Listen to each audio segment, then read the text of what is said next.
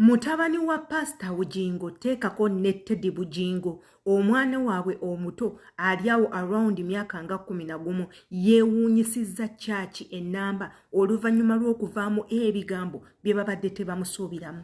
Kankikuddiremu, mutabani wa Pastor Bugingo teekako ne Madamu Teddy Bugingo omwana waabwe omuto asembayo yeewuunyisizza church waavuddeyo n'ayogera ebigambo ebibadde tebimusuubirwamu era nga mu bigambo ebyo byayogedde bireetedde abantu ba church bonna okusiriikirira ne wabeerawo akasiriko okumala eddakiika nga 30 nga bawuliriza mwana oyo ebigambo byavaamu.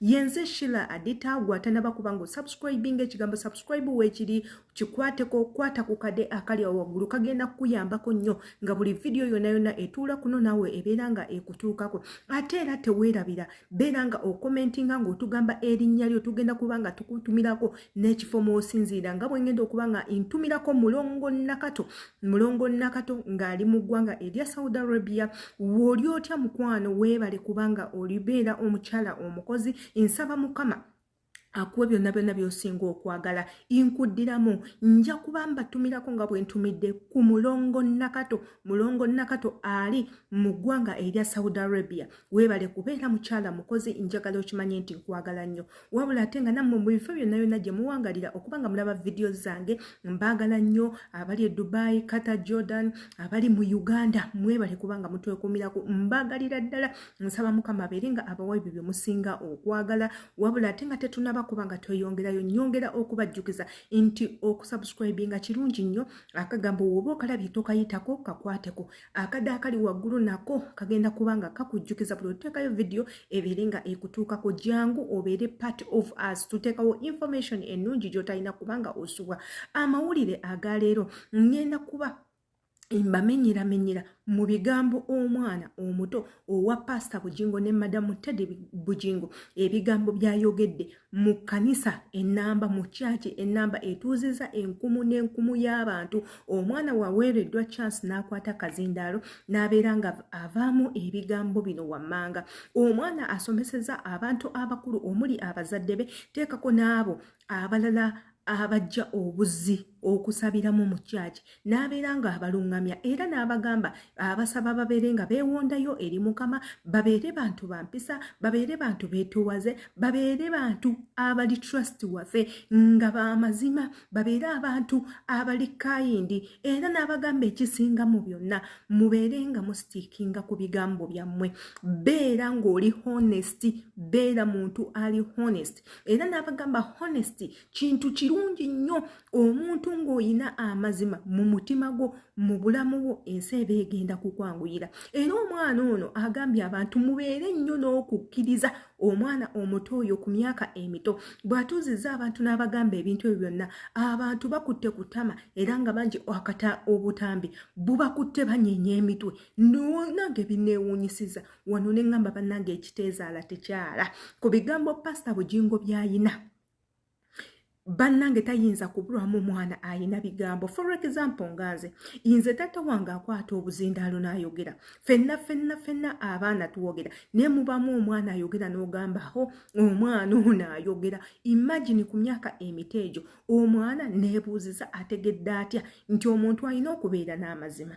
Ye kimujjidde kitya nti nno ayina leero kwogera ku mazima na bwesimbu ng'ate taata we ali awo. Taata we anyenyeza omutwe n'atuna bw'ati kamera n'emutunako ng'ali bw'ati n'akyukako n'emabega ndowooza alabe abantu balowooza ki. Abantu bakubye engalo ne basanyuka nga beewuunya ebigambo ebivudde mu mwana era alabiddwako mu butambi ng'abantu bali mu muwa ssente nga bali mu mufuuwa ssente olw'ebigambo byayogedde. Abaana si bangi abamanyi ebigambo nga bino. Kyovulaba tubagamba nnyo abazadde okutaaminga omwana n'omuteeka mu kiti ekirungi n'omuwa the best guidance nga oli waka ng'omuzadde. Kintu kirungi nnyo kijja muyambako mu biseera bye eby'omu maaso. Omwana waakula ng'omusomesa ku bwesimbu, omwana n'akula ng'omusomesa ku kitiibwa, omwana n'akula ng'omusomesa ku kutya abantu, teekako n'okubeera ow'amazima. Omwana oyo taligenda kubyerabira. Kyova olaba tugamba nnyo mmwe abayina abazadde abaana bammwe mubasomese ku bintu ebyo bajja kubanga babyetaaga. Imagine ku mwana emyaka gy'ayina oyo we bamuwadde akazindaalo nze mbadde nsuubira yandivuddeyo ng'agamba njagala nnyo taata, njagala nnyo maama, njagala ssente, njagala ebimotoka.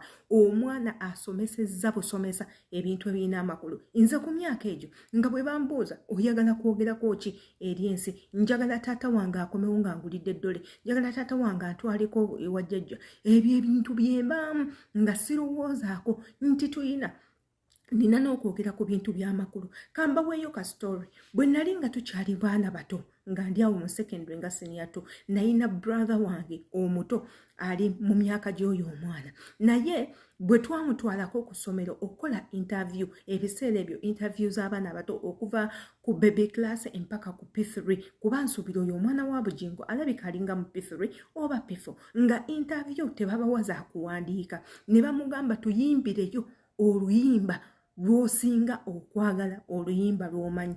Kyatuggwako omwana bwe yakwata akazindaalo n'atandika okuyimba ennyimba za Rihanna. Ne bamugamba lwe luyimba lw'osinga okwagala. N'abagamba njagala nnyo n'oluyimba lwe bayita oluyimba lwe bayita pomini pomini pomini pomini pomini olwa Ziza Bafana. Omwana interview n'agigwa. Iffe twalaba bulabi ng'omusomesa ayita maama waffe n'atuyitira nako n'agamba omwana interview agigudde. Omwana tumugambye tuyimbiramu n'ayimba pomini pomini. Omwana tumugambye tuyimbiramu n'ayimba nnyimba za Rihanna, Rain. Omwana biki ebyo byayimba? Ayimba Umbrella. Talina luyo oluyimba lwe mumuyigiriza. Mubayigirize ennyimba za Yesu. Waakiri yandiyimbye oluyimba lwa Yesu nti njagala nnyo Yesu, kubanga byebyo ebintu byalina okutegeera ku myaka gye. Mumubuusiza emyaka ne mumusomesa ebintu byatalina kubanga asoma. Ekintu ekyo nakitegeera nnyo. So nsuubira nammwe abazadde mutandike okuyigiriza abaana bammwe ebintu ebituufu bye balina okubanga batwalirako obwongo bwabwe, si bino ebitajja mu myaka gyabwe, ebitajja mu bwongo bwabwe. Jjukira omwana engeri gy'omukuzaamu gyegenda odetermine ng'agenda kubeera atya enkya. Yenze Shila Adita nkusaba obeere ng'okomentinga kano akatambi bw'oba okategedde bulungi. Mbaagala nnyo, teweerabira kubanga osubscribinga notification bell eri awo waggulu egenda kukuyambako mu buli vidiyo yonna gye tuteekayo. Mbaagala nnyo.